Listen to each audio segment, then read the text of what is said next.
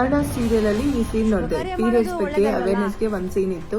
ಅದು ಫಸ್ಟ್ ನೋಡಿದಾಗ ಇಗ್ನೋರ್ ಮಾಡೋಣ ಅಂತ ಅನ್ಕೊಂಡೆ. ಯಾರಪ್ಪ ಈ ಕಾಲದಲ್ಲಿ ಕೂಡ ಇದು ಬಿಲೀವ್ ಮಾಡ್ತಾರೆ ಅಂತ ಹೇಳ್ಬಿಟ್ಟು. ಇವಾಗ ಇತ್ತೀಚೆಗೆ ನನಗೆ 2 ಇನ್ಸಿಡೆಂಟ್ ನೆನಪಾಯ್ತು. ನಮ್ಮ ಕ್ಲೋಸ್ ಫ್ಯಾಮಿಲಿಲಿ ಒಂದು ಮದ್ವೆ ಇನ್ಸಿಡೆಂಟ್, ಒಂದು ಗೃಹ ಪ್ರವೇಶದ್ದು.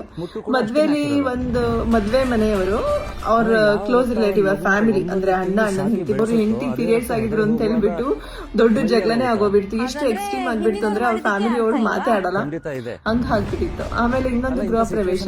ಆದ್ರೆ ಗೃಹ ಪ್ರವೇಶದಲ್ಲಿ ಈಗ ಒಂದು ಲೈಫ್ ಟೈಮ್ ಇವೆಂಟ್ ಅದು ನಮ್ಮ ಮಿಡಲ್ ಕ್ಲಾಸ್ ಫ್ಯಾಮಿಲೀಸ್ ಅಲ್ಲೆಲ್ಲ. ಇದನ್ನ ವರ್ಷಕ್ಕೊಂದ್ಸಲ ಮನೆ ಕಟ್ಟೋದೆಲ್ಲ ಮಾಡಲ್ಲ ನಾವು.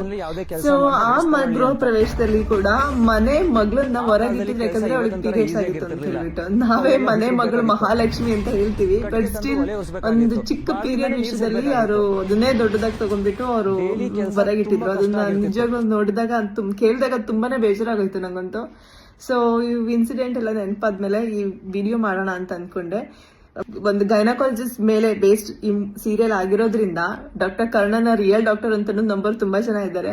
ಸೊ ಈ ವಿಷಯನ ಇಟ್ಕೊಂಡು ಒಂದು ಸೀನ್ ಮಾಡಿದಾಗ, ಅವನ ಬಾಯಲ್ಲೇ ಇದನ್ನೆಲ್ಲ ಹೇಳಿಸಿದಾಗ ಒಬ್ರು ಇಬ್ರು ಚೇಂಜ್ ಆದ್ರೂ ಕೂಡ, ಅವರು ಸ್ವಲ್ಪ ಯೋಚನೆ ಮಾಡಿ ಸ್ಟಾರ್ಟ್ ಮಾಡಿದ್ರು ಕೂಡ ಈ ಸೀನ್ ಗೆದ್ದಿದೆ ಅಂತ ಅರ್ಥ. So I really appreciate the efforts. Good work.